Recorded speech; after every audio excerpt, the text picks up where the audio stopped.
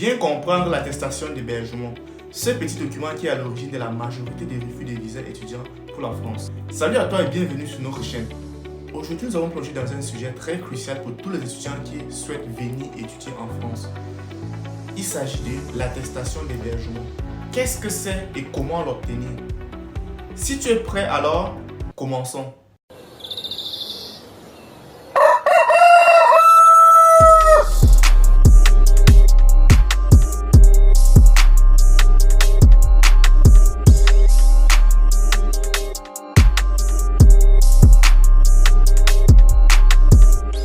L'attestation d'hébergement.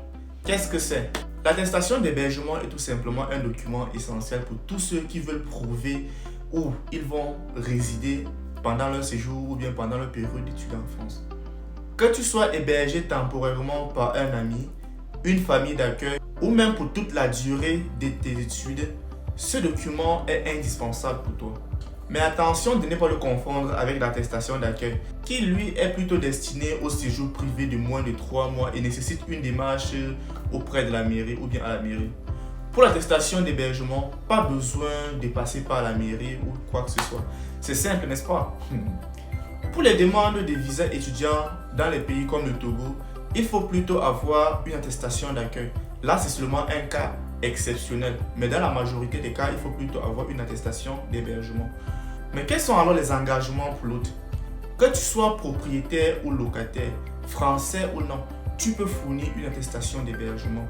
Il suffit tout simplement de posséder un logement avec un contrat de location ou un titre de propriété. Et si tu n'es pas français, il faut avoir un titre de séjour valide. Mais ton logement doit respecter certaines normes de superficie pour être éligible à l'hébergement. Il est important de prévoir 16 mètres carrés pour une personne seule, plus 9 mètres carrés pour chaque personne supplémentaire. Mais pour un confort encore plus optimal, nous recommandons 18 mètres carrés pour une personne seule et 12 mètres carrés et plus 12 mètres carrés maintenant pour chaque personne supplémentaire. Pour éviter toute surprise de la part de l'ambassade, le logement doit être à moins de 40 km de la résidence et de moins de 2 heures en transport en commun de ton établissement. Au-delà d'un simple papier administratif, l'attestation d'hébergement est un véritable acte d'intégration et même de patriotisme. Accueillir un étudiant étranger, c'est lui offrir une porte d'entrée vers une culture française, ses valeurs et ses traditions. L'attestation d'hébergement offre de nombreux avantages. L'intégration rapide, de nouvelles rencontres et même la possibilité de dire adieu aux soucis des garants au logement. De plus, un étudiant qui a une attestation d'hébergement gratuite, il a la possibilité de ne bloquer que 350 € par mois pour son attestation de virement irrévocable, au lieu de 615 € par mois. C'est magnifique, n'est-ce pas?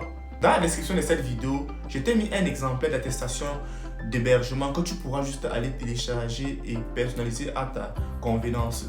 Vas-y dans la description pour regarder ce lien. Tu cherches une famille d'accueil pour ton attestation d'hébergement? Rentre tout simplement sur worldlifehome.com pour trouver l'accueil parfait dans n'importe quelle ville de France. Et même si tu ne trouves pas, tu peux payer les frais de service World Life Home à l'avance pour déclencher la procédure dite manuelle. Nous te trouvons une solution de logement sur 10 jours maximum. Je t'ai mis en description de cette vidéo le lien pour naviguer sur la plateforme World Life Home afin de trouver tout type de service. Merci de consulter ce lien et surtout, merci d'avoir regardé cette vidéo jusqu'ici. N'oublie pas de liker, t'abonner et surtout partager cette vidéo à une personne ou bien un étudiant qui est dans la procédure d'études en France actuellement. Il en aura besoin carrément. Et de ce fait, prends soin de toi. On se retrouve à très bientôt pour une prochaine histoire.